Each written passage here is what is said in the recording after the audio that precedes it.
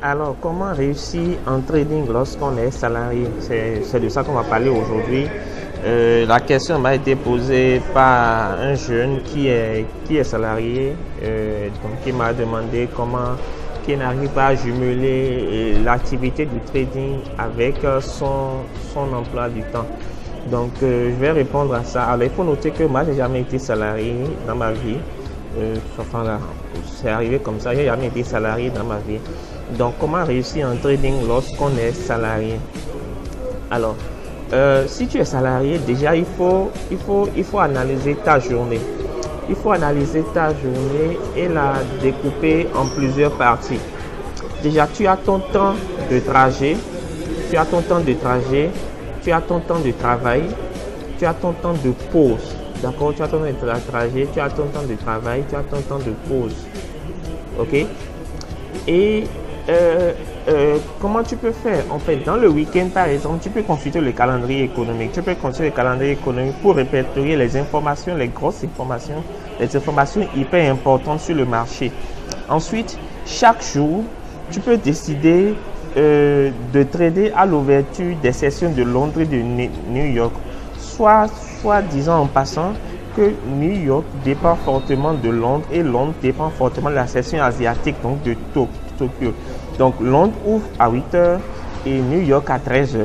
D'accord, ça c'est la session asiatique ouvre de 0h à 9h. Donc il faut être sur le marché si tu veux trader la session de Londres 1h avant. Donc tu peux décider de trader à l'ouverture des sessions. Et une petite parenthèse, c'est qu'il y a beaucoup plus d'opportunités, tu as beaucoup plus de chances de gain quand tu traites les ouvertures de session.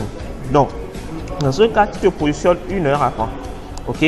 Et donc, pendant ton temps de pause, ça te permet de vérifier, ton temps de pause te permet de vérifier tes positions, de suivre des vidéos et de continuer de te former sur le marché. Alors, il faut éviter de trader les dimanches, soit les lundis, les vendredis, parce que ce sont des jours que les traders prennent des positions à risque, ont des comportements à risque. Donc, il faut éviter de trader ces jours-là. Si vous êtes salarié, moi, je vous conseillerais le swing trading. Ça serait l'idéal pour vous dans votre cas. Ça vous permettrait d'être un peu plus relax, de prendre des positions sur une durée relativement un peu longue. D'accord? Ça vous permet d'être déjà sûr de vos positions et de les prendre sur longue durée. D'accord? Donc, vous pouvez suivre vos trades depuis votre téléphone avec l'application MetaTrader 4 ou ouvrir votre graphique dans un coin de votre PC et suivre, avoir un œil sur vos trades au fur et à mesure. Alors, tout cela nécessite naturellement une organisation rigoureuse et une gestion optimale de votre temps. Maintenant, j'ai une option beaucoup radicale, assez radicale, qui est de prendre un congé sabbatique. De prendre un congé sabbatique ou de demander une mise à disposition de 1 an ou de 2 ans. Et encore une fois, il faut voir la réglementation dans votre entreprise ou dans votre pays.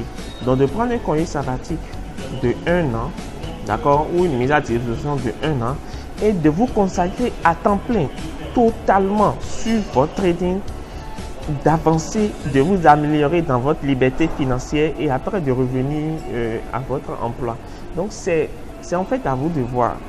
Soit vous prenez 1 an ou 2 de congé sabbatique, mais vous faites uniquement le trading H24, c'est-à-dire 5 jours sur 7, vous ne faites que du trading à la maison et vous y mettez à fond, vous mettez le capital qu'il faut, le sérieux qu'il faut, le suivi qu'il faut et vous y êtes à fond. Au bout de 1 an, vous faites le point.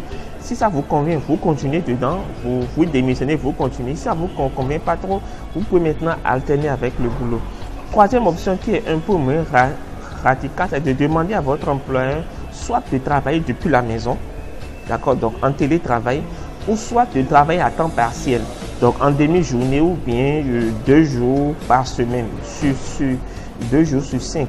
Donc, vous arrangez pour être assez productif, le plus productif pendant cette période de télétravail. Donc, vous le demandez de tester pendant 3 mois, par exemple. Et donc, pendant ces 3 mois-là, vous vous arrangez pour être le plus productif sur le terrain. Vous arrangez pour être l'employé le plus idéal, l'employé le plus exemplaire. Pour vous arranger, vous produire le maximum de résultats pour votre entreprise et en même temps vous concentrer sur votre trading. Ça vous permettra de tester, voir si ça vous arrange. Vous pouvez démissionner. Donc, vous avez deux options, en fait, trois options. La première option, c'est d'organiser votre temps, d'accord, et de faire du trading à côté de votre travail. Deuxièmement, c'est de demander un an de congé sabbatique ou de mise à disposition pour faire uniquement du trading. Troisième option, c'est de travailler à temps plein, enfin, à temps partiel, de négocier avec votre employeur pour travailler à temps partiel pour faire du trading. Voilà les trois options que moi j'ai à vous conseiller, que j'ai à vous proposer. À vous de voir ce qui vous arrange, à vous de voir ce que vous pouvez faire. Et l'essentiel, c'est le dernier mot vous revient. Dès que vous faites votre choix et vous voulez quelqu'un qui est prêt, vous cherchez quelqu'un qui va vous accompagner dans le métier pour vous amener à être rentable en trading, n'oubliez pas de me contacter, de m'écrire. Je me ferai un plaisir de vous répondre, de vous accompagner dans votre nouvelle vision, dans votre nouvelle marche de trading. Merci beaucoup. Rendez-vous dans la vidéo prochaine. Pendant ce temps, abonnez-vous, partagez la vidéo massivement, cliquez, aimez, commentez et cliquez sur la cloche de notification. Moi, je vous donne rendez-vous dans la vidéo prochaine. Salut!